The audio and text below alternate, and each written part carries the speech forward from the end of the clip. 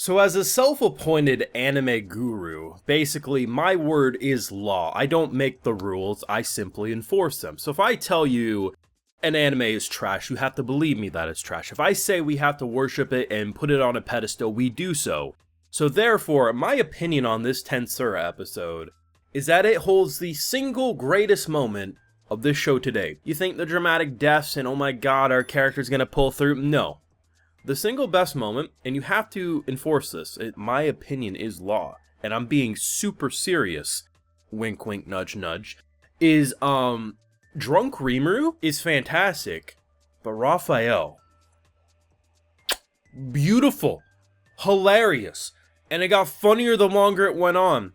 The fact that Rimuru gets taught how to nullify and weaken your poison resistance, therefore meaning you can get drunk out of your mind. My boy starts spilling secrets, which sure, in this situation, isn't going to bite him in the ass. Most likely not. You're more likely to probably get isekai'd yourself than this situation exposing him and hurting him. However, should he be drunkenly spilling those secrets? No.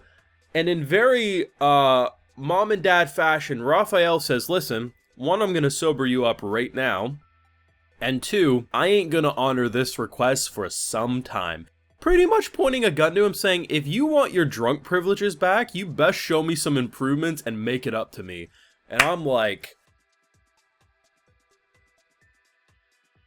that is unironically my favorite thing I've seen in the show. At least for this season. Recency bias is definitely a thing, 100%, but like, that is honestly one of the funniest things that I've seen this season. And that's saying a lot, man. I'm watching Konosuba this season. That should be cracking me up. But honestly, that was fantastic. But of course, I am the anime guru, so you have to listen to my opinion as law. You already know there's going to be at least a couple dozen people who take that super seriously and don't get to this part of the video, and it's going to be hilarious to witness them in the comments. But, full live reactions over on Patreon. If you want to see my full and good thought to any of these TenSura episodes, it's going to be over there exclusively. So, we got a meeting I was quite excited for. I mean, I pretty much said it 3-4 weeks back, whenever it was first kind of being implied that we were going to throw hands with Hinata. I was like, I'm actually most interested for the conversation after, when there's no misunderstanding about why we're fighting, because we know from both of their sides they don't want to fight.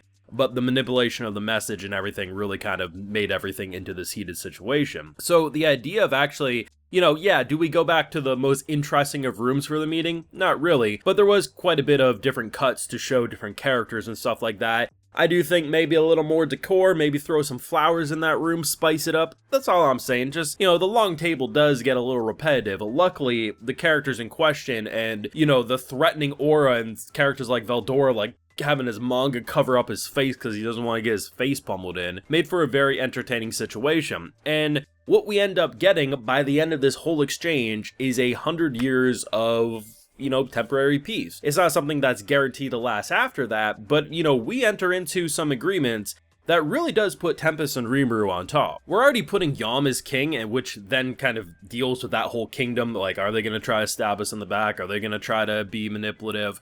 We already are setting up that. We add in Lady Luminous, who's pretty much agreeing that this is okay, and we'll see how it goes and everything like that. Don't need to, but it's actually a pretty big dick energy moment where we're like, okay, things are really working out. But the most shocking part was actually what Rimuru was willing to do for Hinata. So there's very few people who, across all of history, are going to be able to defeat a demon lord, right? It's a pretty big honor, and, you know, if you're defeated, I mean, you're not going to be feared, you're not going to be respected because you're supposed to be a demon lord. So the idea of Rimuru saying we can say this match was a draw is pretty huge because he's still relatively new to his role, so people hearing that could very well put him in a position where people would try to mess around and find out. Of course, Rimuru asks, hey Benimaru, is anyone going to do that? Most likely not. We've kind of probably killed and dealt with people who would try that, and even if they did, who gives a shit? We're strong enough. And it makes sense, but from a human's point of view and everything, that is a pretty massive honor to say, hey, I'm okay with people thinking that you got a draw on me, even though we know objectively Rimuru is stronger. It was just a very interesting moment, and I really think it patches up any misunderstandings in that moment. And it was just interesting because this was an episode that was all about resolution and epilogue in terms of what's been built up, while still pushing the main conflict, which is, well,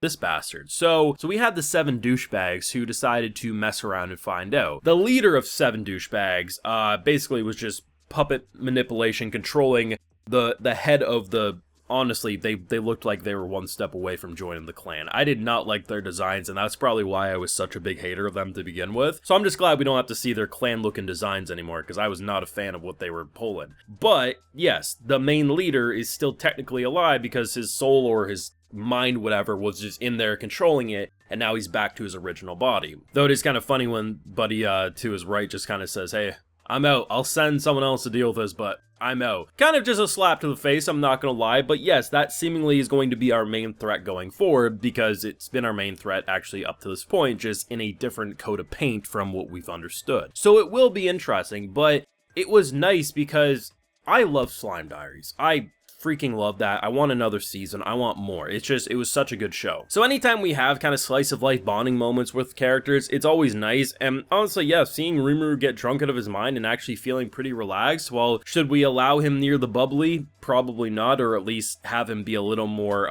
isolated from political bigwigs. Even if we can trust them, it's probably not a good idea to spill secrets as easily as he does. But then again, is Raphael even going to let him get drunk? Because at the end of the day, if you really think of it, people like to say, oh, who's Rimuru gonna end up with? Who's he shipped with? It's his menu. That's his waifu and husbando all in one. Because at the end of the day, who wears the pants in this relationship? Our nav system.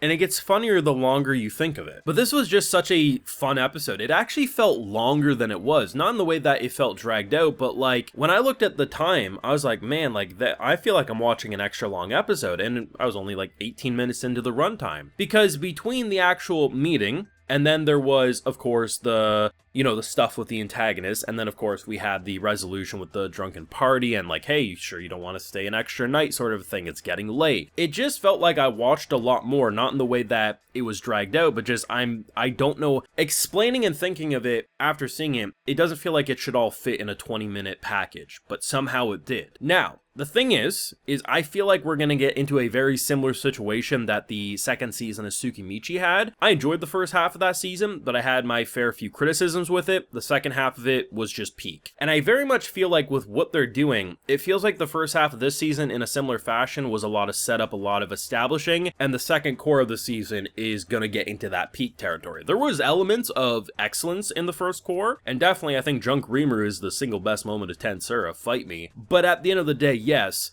it was not to the same level as Season 2. So, with where we're setting up, the connections and relations, I got a good feeling going into the second core, but I guess only time will tell. Now, of course, those are my feelings. Let me know what you thought, especially on the single greatest moment of TenSura, that drunken Rimuru scene. Let me know down below. Be sure to leave a like if you enjoyed, subscribe if you're new around here, of course, ring that bell. And like I mentioned, we got those full live reactions over on Patreon, and hey, while you're over there, I'll also give you a video shout-out. So today we got Tade Goldweight, Petalo, One Piece Man, Nicholas Wilhelm, Blue Wizard, Annoying Waffle, Jamabu, Anne, B. Monkeef, and Brittany Henquit. So I appreciate the support, everyone. Please take care, and y'all have a good one.